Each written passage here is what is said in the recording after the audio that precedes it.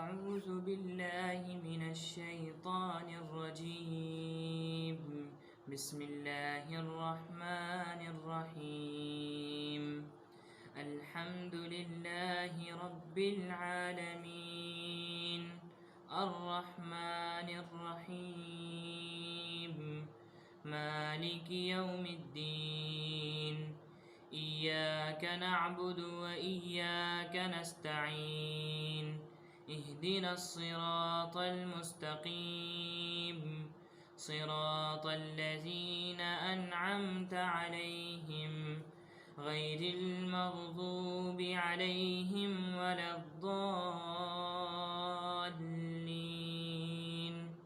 آمين اعوذ باللہ من الشیطان الرجیم بسم اللہ الرحمن الرحیم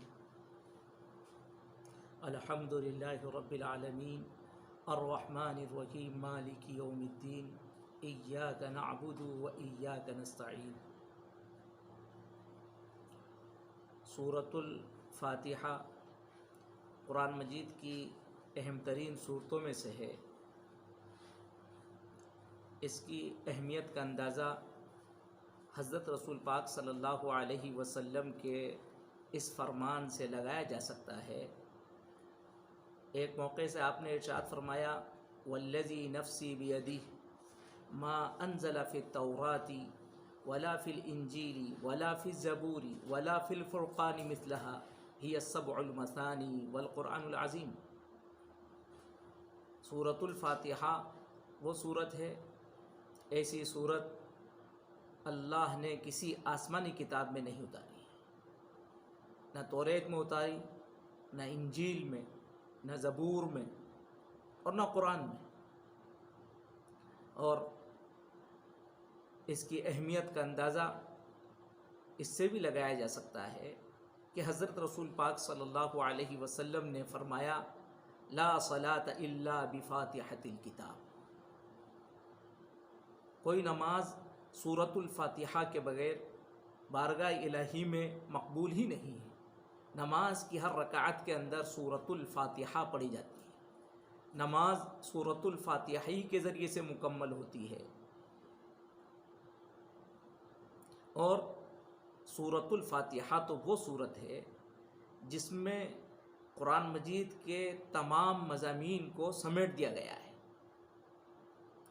اور سورۃ الفاتحہ کی اہمیت کا اندازہ اس سے بھی لگایا جا سکتا ہے۔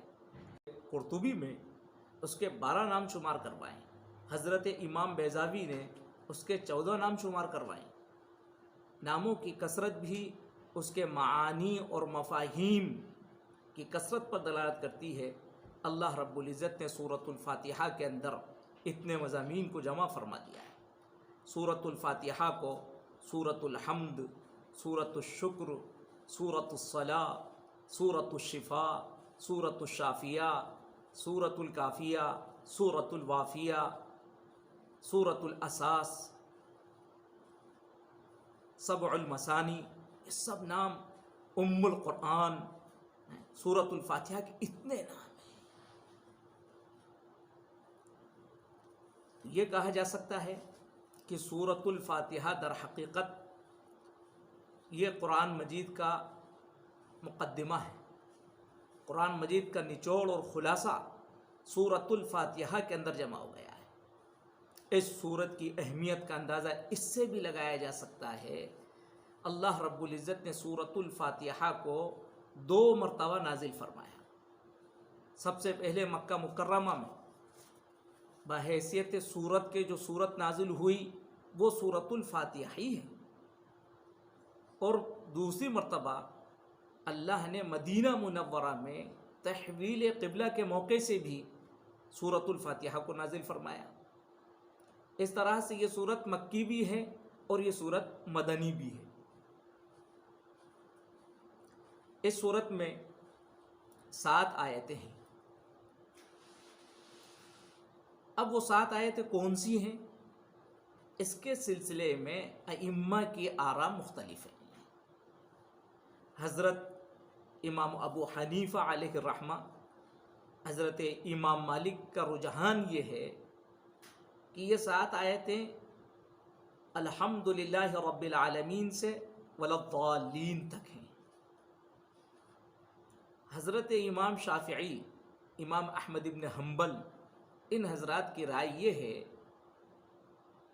کہ بسم اللہ الرحمن الرحیم یہ سورۃ الفاتحہ کی ایک مستقل آیت ہے کہ بسم اللہ سورۃ الفاتحہ کا جز ہے۔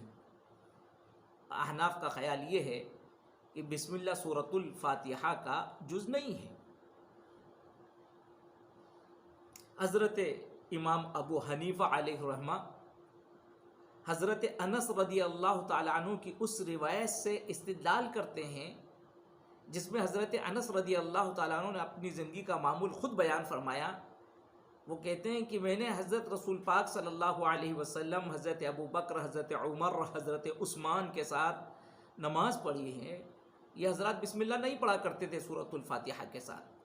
صلیت مع رسول اللہ صلی اللہ علیہ وسلم و ابی بکر و عمر و عثمان فلم اسمع احدا منہم یقرأ بسم اللہ الرحمن الرحیم۔ مسلم شریف کی روایت۔ اور احناف کی دلیل اس سے بھی اخذ کی جا سکتی ہے کہ حضرت ابو ہریرہ رضی اللہ تعالیٰ عنہ نے اس روایت کو نقل کیا ہے، اور وہ حدیث قدسی ہے کہ حضرت رسول پاک صلی اللہ علیہ وسلم نے ایک موقع سے ارشاد فرمایا کہ اللہ فرماتا ہے جب بندہ نماز پڑھتا ہے اور نماز میں کھڑا ہوتا ہے اور اللہ کی حمد و ثنا کرتا ہے، اور وہ اپنی زبان سے جب کہتا ہے الحمدللہ رب العالمین، تو بارگاہ الہی میں اس کو قبولیت کی بشارت سنائی جاتی ہے اور اللہ کی طرف سے اس بندے کی اس حمد پر جواب دیا جاتا ہے حمدنی عبدی۔ اور جب بندہ یوں کہتا ہے الرحمن الرحیم، تو اللہ کی طرف سے کہا جاتا ہے اثنا علی عبدی۔ اور جب بندہ یوں کہتا ہے مالک یوم الدین، تو اللہ کی طرف سے کہا جاتا ہے مجدنی عبدی۔ اور جب بندہ یوں کہتا ہے ایاک نعبد و ایاک نستعین، تو اللہ کی طرف سے یہ بات کہی جاتی ہے ھذا بینی و بین عبدی ولعبدی ما سأل۔ بس یہی اسے استدلال کیا جا سکتا ہے کہ یہ جو چوتھی آیت ہے ایاک نعبد و ایاک نستعین، اس آیت پر یہ کہا جاتا ہے ھذا بینی و بین عبدی۔ یہ آیت جو چوتھی آیت ہے وہ بندے اور اللہ کے درمیان میں تقسیم ہے۔ اور جب بندہ پوری آیت ہے کہ اہدنا الصراط المستقیم صراط الذین انعمت علیہم غیر المغضوب علیہم ولا الضالین کہتا ہے، تو اللہ کی طرف سے کہا جاتا ہے ھذا لعبدی ولعبدی ما سأل۔ یہ تو میرے بندے کے لیے، اور جو کچھ میرے بندے نے مجھ سے مانگا ہے وہ اس کو ملے گا۔ بہرحال تو اس چوتھی آیت میں جو بات کہی گئی ہے وہ چوتھی 3 آیتیں ایاک نعبد و ایاک نستعین سے وہ اللہ کی حمد پر، اور 3 آیتیں ایاک نعبد و ایاک نستعین کے بعد کی وہ بندے کے لیے ہیں، اور درمیانی آیت وہ اللہ اور بندے کے درمیان میں تقسیم۔ اس کا مطلب یہی 7 آیتیں ہیں۔ بہرحال حضرت امام شافعی علیہ الرحمہ بھی حضرت ابو ہریرہ رضی اللہ تعالیٰ عنہ کی روایت سے وہ بھی استدلال کرتے ہیں۔ اللہ کے رسول صلی اللہ علیہ وسلم نے ایک موقع سے یوں فرمایا اذا قرأتم الحمد للہ رب العالمین فقرؤوا بسم اللہ الرحمن الرحیم انہا القرآن۔ بہرحال احناف کا استدلال اپنی جگہ پر برحق ہے، شوافی کا استدلال بھی اپنی جگہ پر برحق ہے۔ شوافی کے نزدیک مسئلہ یہ ہے کہ جب جہری نماز ہوگی تو اس میں بسم اللہ الرحمن الرحیم کو جہر کے ساتھ پڑھا جائے گا، اور جب سری ہوگی تو اس کو سر کے ساتھ آہستہ پڑھا جائے گا۔ احناف کے یہاں یہ ہے کہ دونوں صورتوں میں اس کو آہستہ پڑھا جائے گا۔ بہرحال جب سورۃ الفاتحہ پڑھی جائے گی اور قرآن مجید کی تلاوت کا جب آغاز کیا جائے گا تو بسم اللہ سے پہلے اعوذ باللہ من الشیطان الرجیم بھی پڑھا جائے گا، اور یہ اعوذ باللہ من الشیطان الرجیم پڑھنے کا اللہ کا حکم ہے۔ سورۃ النحل میں فرمایا گیا ہے فَإِذَا قَرَأْتَ الْقُرْآنَ فَاسْتَعِذْ بِاللَّهِ مِنَ الشَّيْطَانِ الرَّجِيمِ۔ اور واقعتاً قرآن مجید کی تلاوت سے پہلے اعوذ باللہ پڑھنے کا حکم دیا گیا ہے، اور اس کو پڑھنا چاہیے، اس کا اہتمام کرنا چاہیے، اس لیے کہ شیطان ملعون مردود یہ چاہتا ہے کہ بندہ اللہ کا کلام نہ پڑھے، اور اگر وہ اللہ کا کلام پڑھ لے تو اللہ کے کلام کو نہ سمجھے، اور اگر وہ سمجھ لے تو اس پر عمل نہ کرے۔ اس کی پوری کوشش ہوتی ہے کہ بندہ اللہ کے کلام سے قریب نہ ہو، کیونکہ وہ اس بات کو جانتا ہے کہ ایک بندہ جتنا اللہ کے کلام سے قریب ہوگا ہدایت کے دروازے اس کے لیے کھلتے رہیں گے، اس لیے کہ کتاب سراپا ہدایت ہے، ہدی للمتقین ہدی للناس، اللہ نے اس کو ہدایت بنایا ہے، اس لیے وہ اپنی پوری طاقت لگا دیتا ہے، پورا زور لگا دیتا ہے کہ بندہ سب کام کرے لیکن وہ اللہ کے کلام کو نہ پڑھے نہ سمجھے۔ اسی لیے آپ دیکھیں گے جتنے بھی اعمال خیر ہیں ان اعمال خیر میں اعوذ باللہ پڑھنے کا حکم نہیں، لیکن ہاں اللہ کا کلام جب پڑھا جائے گا تو اس میں اعوذ باللہ ضرور پڑھا جائے گا۔ اس کے بعد بسم اللہ پڑھتے ہیں ہم، بسم اللہ الرحمن الرحیم، اور بسم اللہ جو پڑھتے ہیں ظاہر ہے یہ بھی اللہ ہی کا حکم ہے۔ سورۃ العلق میں یہ اللہ نے حکم دیا اقرأ بسم ربک الذی خلق، پڑھیے اپنے اس رب کے نام سے جس نے پیدا کیا ہے۔ ظاہر ہے کہ بسم اللہ یہ بھی بہت اہم ترین چیز ہے۔ یہ بسم اللہ صرف قرآن کا وظیفہ نہیں ہے، یہ تو جو بھی انسان اچھا عمل کرے اور جو بھی کام وہ اپنی زندگی کا کوئی بھی کام کرتا ہے اس کام کو اس کو بسم اللہ ہی سے آغاز کرنا چاہیے۔ بسم اللہ کی بڑی فضیلت بیان کی گئی ہے۔ حضرت رسول پاک صلی اللہ علیہ وسلم نے ایک موقع سے ارشاد فرمایا کل امر ذی بال لم یبدأ ببسم اللہ فهو اقطع، ایک روایت میں فهو ابتر، کہ ہر وہ کام جو اہمیت کا حامل ہو وہ اگر بسم اللہ سے شروع نہ کیا جائے تو وہ ادھورا رہتا ہے، ناقص ہوتا ہے، اس میں برکت نہیں ہوتی۔ تو بسم اللہ پڑھنے کا اہتمام کرنا چاہیے۔ بسم اللہ تو یہ سمجھیے کہ ہر سلیم الفطرت انسان کے دل کی آواز ہے، اس لیے بسم اللہ کا تذکرہ انبیاء علیہم السلام کی سیرت و سوانح میں بڑی کثرت سے ملتا ہے۔ حضرات انبیاء علیہم السلام نے کیسے اہتمام کیا۔ حضرت نوح علیہ السلام کہ کشتی پر سوار ہونے کا جو تذکرہ فرمایا وہاں بسم اللہ کا تذکرہ ہے، بسم اللہ مجرہا و مرساہا۔ حضرت سلیمان علیہ السلام جب خط ارسال کر رہے ہیں ملکہ بلقیس کے نام تو اس وقت میں ظاہر ہے کہ آپ نے اس کو بھی پڑھا اور آپ کے علم ہے انہ من سلیمان و انہ بسم اللہ الرحمن الرحیم۔ تو بسم اللہ یہ بہت اہم ترین وظیفہ ہے۔ جب بندہ بسم اللہ پڑھتا ہے تو وہ اللہ کی رحمت کو اپنی طرف متوجہ کر لیتا ہے۔ جب بندہ بسم اللہ پڑھتا ہے تو وہ اپنی عبدیت کا اظہار کرتا ہے۔ جب بندہ بسم اللہ پڑھتا ہے تو یوں سمجھیے کہ وہ کائنات کے ساتھ شریک ہو جاتا ہے، اس کائنات کی ہر چیز اللہ کی تسبیح بیان کر رہی ہے۔ وَإِن مِّن شَيْءٍ إِلَّا يُسَبِّحُ بِحَمْدِهِ وَلَكِن لَّا تَفْقَهُونَ تَسْبِيحَهُمْ۔ ظاہر ہے کہ جب انسان بسم اللہ پڑھتا ہے تو گویا کہ کائنات کی ہر مخلوق جس کی مثال تسبیح کے دانوں کی طرح سے دی جا سکتی ہے، اس تسبیح کے دانوں کے اندر وہ بھی شامل ہو جاتا ہے۔